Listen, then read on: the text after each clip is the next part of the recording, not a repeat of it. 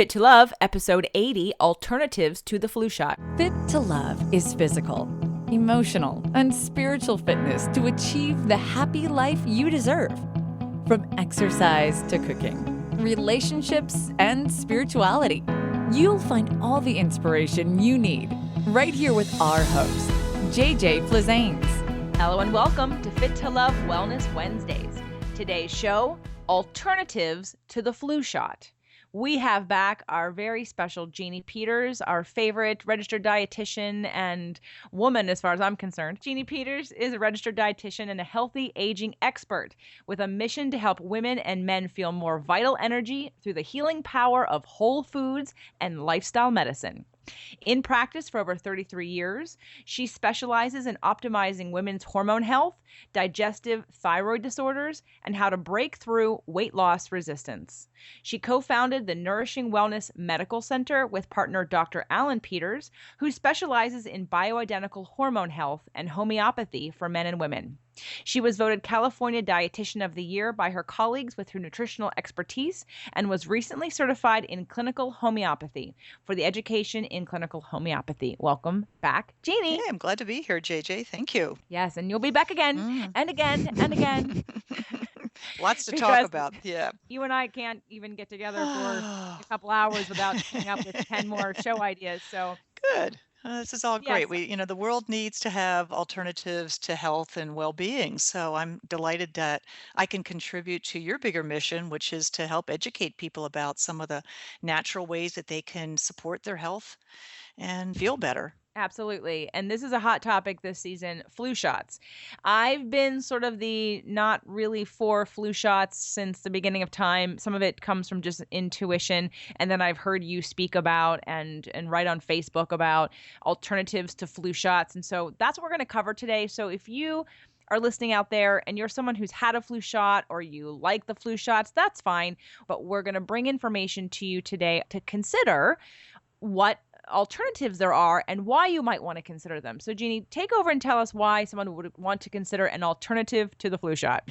Well, this year is a good year to go ahead and challenge what you may have heard. 2014, the Center for Disease Control for the first time went on record saying, oops, sorry, the flu vaccine that we created for this year doesn't work. But actually, we didn't need to have the CDC come out and discuss that because there's a group called the Cochrane Database Review, which is considered to be like a third-party reviewer that looks at a lot of the gold standards in terms of medical research. And what they do is they look at what's effective, what does the research actually show? And what they've come out and shown in several years is that the flu vaccine is really no more effective than other flu remedies that you might have used by your grandmother or your mother, and things that I hope that we can talk about today. So the flu vaccine hasn't proven to be as effective as the CDC has tried to impress upon us. And by the way, JJ, it's not just the flu shot. It's things like Tamiflu. Tamiflu was released in the market, I think, back in 1999, and it's a huge moneymaker. I think it makes, there's like 6 billion prescriptions that are written every year. It's a 5-day course. It typically costs about $130. It's also shown not to be nearly as effective as people would like to think. The company that manufactures it, Roche, was reluctant to go and give the data that they used to be able to make some of the claims that they did. And they were pressed by the Cochrane database reviewers. And when they finally submitted their data, what they found was that, in fact, a lot of their data was manipulated. And, more and more we're finding that a lot of the best journals that we tend to rely upon giving us good data is, in fact, manipulation of statistics. So more and more we're having to question everything and start looking at sort of the tried and true remedies that we know have worked for thousands of years. Are there risks involved with taking the flu shot? There's always risk because when you're taking the flu shot, you're not just getting the so-called that particular viral strain, but you're also going ahead and looking at all the additives that they put into the flu shot. Just for example, formaldehyde is used as something to preserve it, but then there's also used mercury is used in it. And I mean, we're not talking about a small little dose. I mean, if you take a look at the typical mercury that you get, in a can of tuna, you get about 250 parts per billion. If you find in a flu shot, flu shots sometimes can have 51,000 parts per billion. So you're getting a form of mercury that's toxic to humans. So, I mean, there's other things we could talk about, but those two things right there are enough for many of us to go ahead and question, whether or not any amount of mercury is something that we should be in putting into our systems. Just for those who haven't heard you or I talk about toxicity before, can you explain to those what mercury does to your body and why we don't want mercury? We know that we don't want to eat mercury in our fish, but why is it? Well, it's a neurotoxic chemical and it has an affinity for fat. So, for many of us, our brain is predominantly all fat. So, there's certainly the concern about it getting lodged into tissue, fat tissue, in which it just stays there. It's not like it moves. Once it's in there, the body kind of vaults it away. So, all these flu shots are highly toxic when injected into the body. You don't know exactly where that mercury is going to end up, but it damages brain functions. So, anybody who thinks that vaccines are safe and effective, it's just not the case. So, I think it's important to go ahead and share the story and spread the truth, JJ. And the flu shot started, and the reason was to increase immunity so people didn't get sick, correct?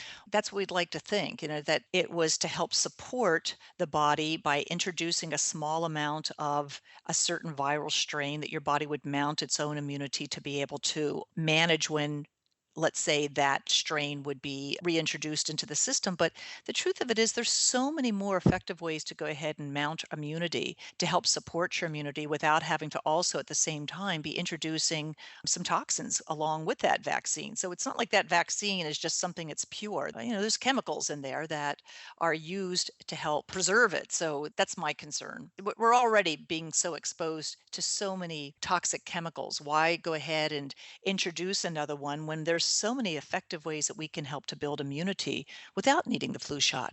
Absolutely. It is a story that I didn't share with you when I saw you recently, but I think I want to go into just a few things that people do that actually weaken their immune system. So if you can think of that while I'm telling this little story, Sure. Yeah. that's going to be the next thing I want to cover is just, well, what do you do in your life? What do you consume that is going to suppress and weaken your immune system? And obviously food is going to be a huge one. When we were away for a holiday recently, my husband and I traveled to a couple different places and we were in the same room, in the same beds, in the same apartments, in the same area, in the same houses. We were together all the time. Hmm. And when we got back from the trip, he got sick and I did not. And the only difference was what we ate. Mm. And there was a lot of processed foods, a lot of sugar, and a lot of starches and wheats and grains, but really all processed with preservatives and additives and everything, nothing fresh. And I noticed that he was feeling sick.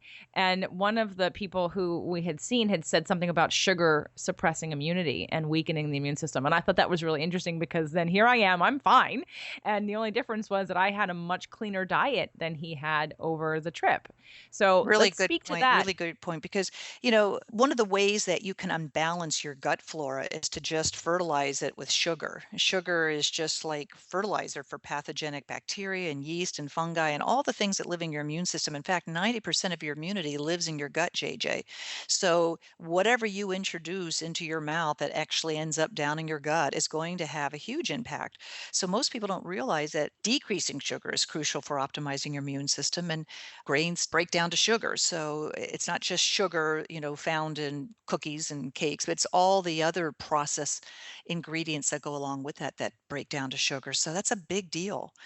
But even you were just saying, some of the things that we should look at that actually weaken the immune system. Sugar would be definitely number one, but even just some of the over-the-counter pain relief medications that people use when they feel like, they're like a cold is coming on or virus, they take Tylenol or something, and it's actually been shown that Tylenol will actually suppress your body's ability to produce the antibodies that can help to destroy the cold virus.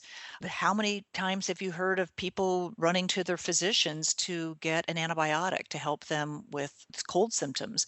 I mean, most of the time when people get a cold, it's not a bacterial infection, it's a virus.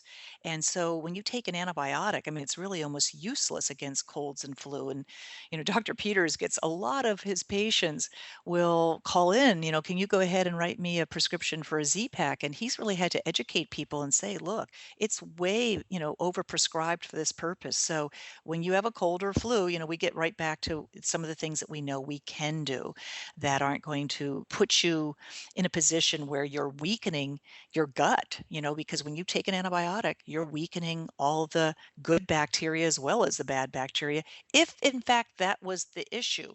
But most of the time it's not. It's a viral infection.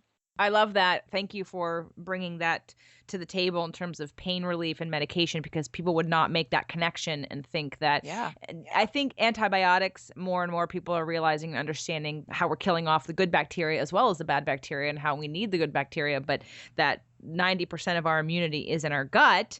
Of course, something that's going to kill off your bacteria, plus then that pain medication. That's so interesting. So are there any other, just the top, caffeine, I'm sure, is one of them? Well, you know what? Something that we forget about that is a positive thing that you can do is sleep. Sleep actually helps to rebuild the immune system. The immune system doesn't work, 24/7. It goes in phases. So when you have a temperature, a temperature is when your immunity is mounting a response to a viral infection, and that increased heat is actually something that's positive. And then it'll go down, and you'll have, a period where that, you're not constantly at a elevated temperature. Most people will have their temperature rise and fluctuate. So you want to look at the fact that sleep is an issue, but when you're not getting deep sleep, and I can just think about when I had my kids and they were all in college and they were just studying for finals and that, typically my oldest son and my youngest son both would always come down with the flu almost like the day after finals were completed, because they were living on 2 and 3 and 4 hours of sleep. So, a lack of sleep certainly is when people are most likely to get, you know, common cold and flu virus infections. Excellent. And I bet you we could also put stress Oh underneath there gosh, as yes. well. Oh yeah. Stress of the of finals. That's mounting. So, how many times have we heard that, in Western medicine, getting sick is our way of calming down, getting the relaxation that we actually need. So, can you remember times when you got sick, after college finals? Well, it's been a while. Yeah. No, I don't Yeah. remember getting sick after college finals, but I remember having adrenal fatigue after my wedding, and I Yeah. remember having adrenal fatigue after starting my business, and Sure. I remember so, and living on anxiety and survival stress for a long time. So absolutely. Yeah. All right, this is a great list. So just to recap for everyone listening, that 90% of the immunity is in your gut. Yes. And Yes. the 4 or 5 biggest detriments to your immunity would be sugar, Mhm. pain relief medication, including Yes. antibiotics, and a lack of sleep Yes. and stress. Mhm. Okay, good. Good. All right. So now what we're going to do is we're going to start to go over some of the top ways to build your immunity in order to naturally strengthen yourself to be able to resist and fight off the flu. Let's start with, what do you think is the top one? It's a good question. Let's go ahead and look at nutrients. We'll look at things like vitamin D and zinc, even vitamin C. Those are three popular ones. So let's actually get out the facts and on how you prescribe and what you need and how they work. Sounds good. Why don't yeah, we'll start with vitamin D, because I think that's probably one that we measure every single person who comes into our office. We measure their vitamin D levels, JJ, and it's just shocking to see how many people are living life with extremely low blood levels of vitamin D. So your serum level has a lot to do with your immunity. So vitamin D is one of the most important nutrients. It's a fat soluble vitamin that we now know it functions and actually produces about 200 to 300 different antimicrobial peptides in your body that are responsible for killing bacteria. viruses, fungi. So when you optimize your levels of vitamin D, you're helping to get those invaders out of your body. You're helping to go ahead and stimulate the immunity that's responsible for keeping those antimicrobial agents in check. And most people that we measure, they have low vitamin D, and it takes a while to rebuild and to get those serum levels up. So it's not so much how much vitamin D you take, it's really looking at what's your serum level. And ideally, we'd love to see people somewhere around 50, maybe up to 75 nanograms year round. Although sun exposure is the best way to help raise your vitamin D, it's really hard for a lot of people to get out into the sun to be able to get those levels up to like 50 to 75. So most people need to be supplementing with vitamin D.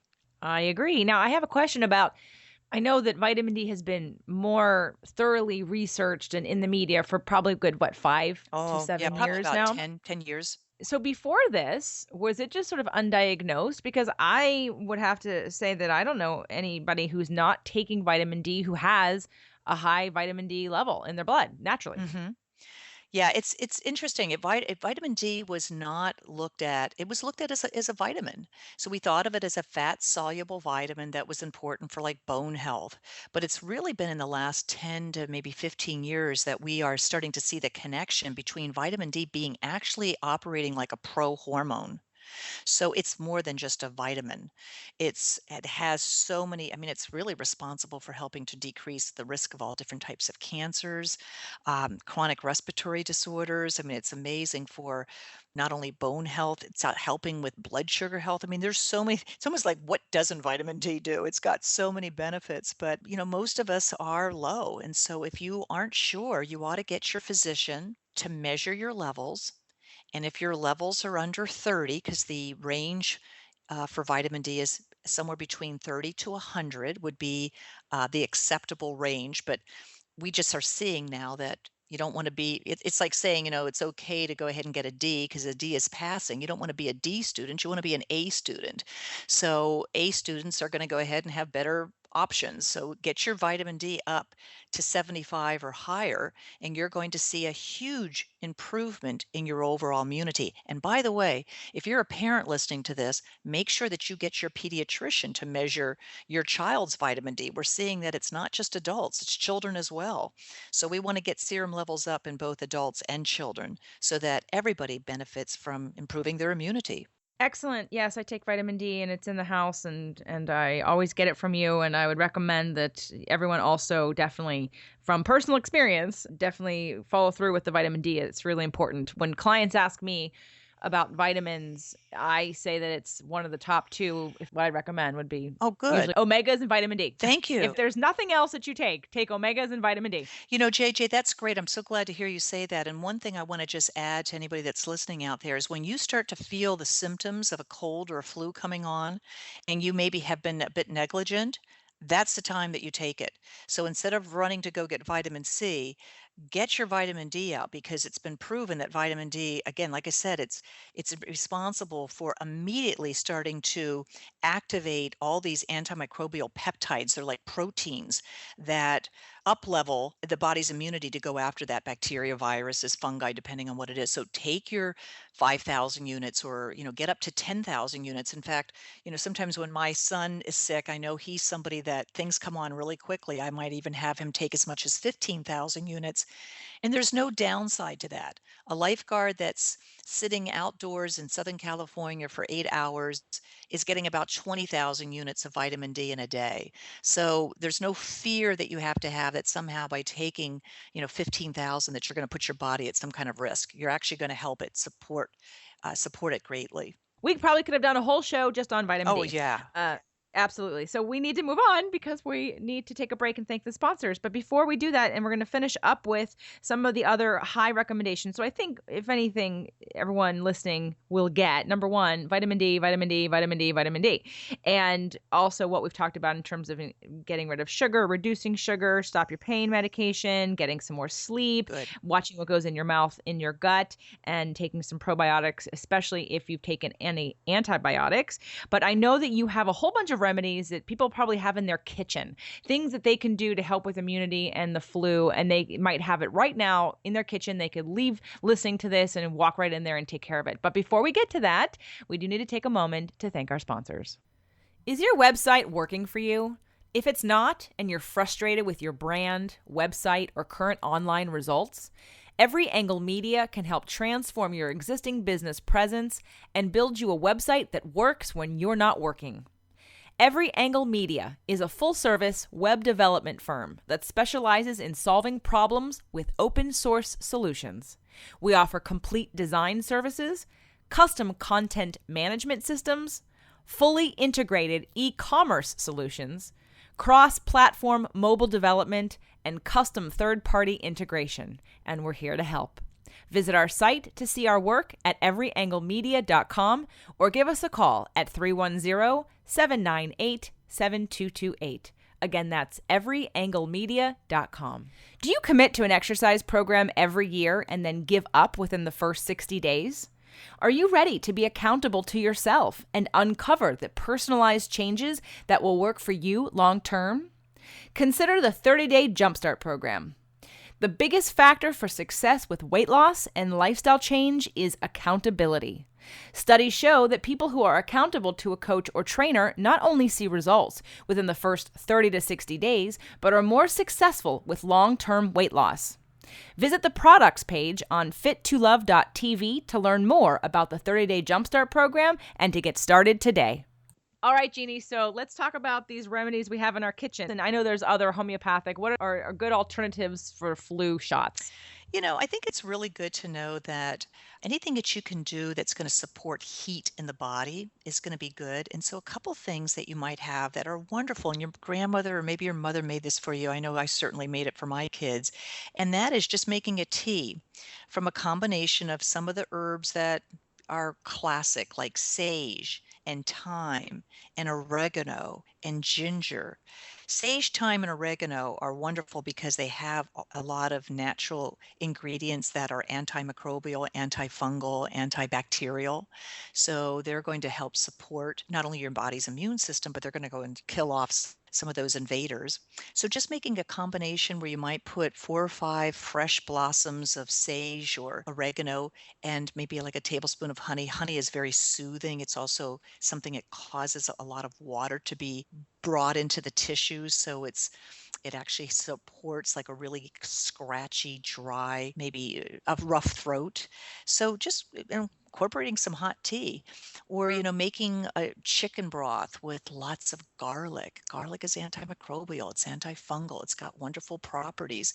Sometimes people just don't want to have a lot of food. So just having a good old-fashioned chicken bone broth or a beef bone broth with extra herbs in it can be wonderfully soothing, and the warmth often makes people feel better. So that would be good. A tea combination would be terrific. Something else that you might have running in your kitchen, if you keep zinc around, zinc being it's a mineral, but one of those minerals that's extremely important for wound healing, but also for activating the immune system. And again, the Cochrane Database Review, which is this group that's like a third party that looks at medical research, found that if you can take zinc, like 30 milligrams of zinc sulfate within a day in which you first feel symptoms, you can cut down the time that you have a cold by 24 hours. So you can really reduce not only the severity, but how long that cold might take. So there's been lots of reviews, looking at trials in which people use zinc to help reduce the severity of symptoms. And most of us,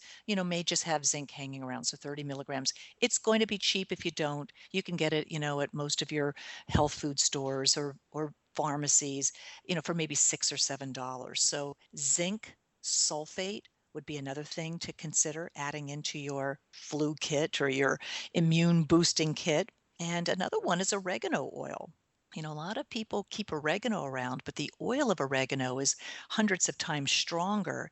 And some of the ingredients that are found, particularly something called carvacrol, but it's got great benefits. And it's the most active antimicrobial agent in oregano oil. So a couple of drops of that in the tea, or you could put it into those little gel caps and just have your kids swallow that if they just, are going to have an adverse effect from the taste of oregano oil because it is strong. So those would be two things that you could do as well. And then let's mention our favorite homeopathic remedy. Yeah. Yeah, my favorite's kind of hard to say it, so it's oxaloxanum. It's a hard name, but it's really tough on your flu. So it's a homeopathic preparation. It's been around for like 65 years. It's frequently claimed to be, the number one flu remedy in Europe because the research studies that are out there shows that not only does it help to reduce flu-like symptoms by about 7 hours, but it also reduces the length that people have it the earlier you take it. So most people, when they start feeling the symptoms of flu, could be like cold or they might feel achy. That's when you want to take Oslo. It's amazing. And the best way to take it, it's like little tiny pellets that you put under your tongue and you let them dissolve at the first moment that you feel those symptoms. And if you are able to get a little bit of sleep in, many people will find that within a day, they feel better. The flu is basically over. It's not just for the flu, though. It's for people who feel a little bit run down. So this homeopathic preparation that's FDA approved, that's non-toxic, safe to take for women who are pregnant or nursing, you can take it and the moment you start feeling run down, so you don't get to the point where you're having some of the classic flu symptoms, is the way to go ahead and treat Oslo. So I always encourage all of my patients, my parents that we work with, to keep that in their travel bag, to keep some in your purse and to keep some, on your medicine cabinets because the earlier you take it, the less likely you are to have that flu continue to linger. Okay, so to recap, we had what you want to take to increase your immunity would be vitamin D, right? Get some sleep and deal with what we talked about taking out of your life that doesn't challenge your immunity. Mm-hmm. And then if you're starting to feel like you're coming down with the flu, you've got the Oslo as something that you take immediately upon feeling any symptom. Mm-hmm. Now, Jeannie, what I've realized and had experience with both myself and then giving it to my husband is when we're past that, you feel more than this onset of the symptoms starting. Right. We're now into full-blown Fever, having chills, symptoms. fatigue. Right. I found cold calm, would that be the right thing to recommend? Sure. That's what's worked for us, Mm-hmm. is to, once you're past that, catching it right before it happens and you're in it, that rather than using Oslo, you could use the homeopathic remedy called cold calm to deal with the symptoms and get through that faster. Yeah, cold calm is great, particularly for, when you really do have the classic cold. So you've got, a stuffy nose, or maybe you're getting, your nose is so stuffed up that it's not running. So it's got about 5, maybe 6 different homeopathic remedies dealing with some of the classic symptoms related more to a cold. So it's not so much for the flu. It's dealing with if your symptoms have now gone into a full-blown cold. Yes, cold calm is fantastic. People who get the flu, their symptoms that they get, they may not get the runny nose so much, but they're getting the joint pain because as the flu or the viruses are actually putting out their toxins, it builds up, in the joints. And so it's that muscle achiness that Oslo is great for. And then, of course, let's not forget that all dis-ease and ailments, in my opinion, come from an emotional root as well. And influenza, the probable cause on the mental emotional level says response to mass negativity and beliefs. Fear, belief in statistics. So in terms of the flu, and I know colds have to do with, let me just quickly go to colds and read cold, because I know that has to do with being overwhelmed, because I did get sick after I launched this podcast. Okay, colds. Too much going on at once. Mental confusion, disorder, small hurts. I get 3 colds every winter type of belief. So I did get a little bit of a cold right after we launched the podcast because I expected that my immunity would be a little run down from stress. I didn't have a lack of sleep. I just had a little bit more stress than normal. So when all else fails and when you're doing everything right, if you will, in terms of your food and your supplementation and getting enough rest and being well hydrated and being well fed and getting rid of all of the other excess things that challenge your immunity in your diet, take a look at some of that mental emotional stuff too, because that really does trigger a lot of these symptoms and dis-ease, if you will, that we do experience. So it's as important as anything else. Great. Good advice, JJ. Now, Jeannie, you've been on the show multiple times and you'll be back multiple times in the future, but give everybody a little bit of a background about what you do and how they can connect with you and how you can help them, especially in this situation. Sure. Again, we run the Nourishing Wellness Medical Center. I work in tandem with my husband, Dr. Alan Peters, and we have a website, www.nourishingwellness.com. People can go there if they have a question that they would like to have me address in the future. It could be, they could just send me an email, jp@nourishingwellness.com. We specialize in looking at food as medicine. So we specialize in giving people prescriptions for food rather than prescriptions for medicine. So if that speaks to you and the kind of philosophy that you want to go ahead and take on more in your life, feel free to go ahead and connect with us through the Nourishing Wellness Medical Center. Thank you, JJ. Having a hard time losing weight even when you eat well and exercise? You may have weight loss resistance. The Metabolic Makeover audio program will uncover the 7 factors of weight loss resistance and guide you towards identifying what to do about it.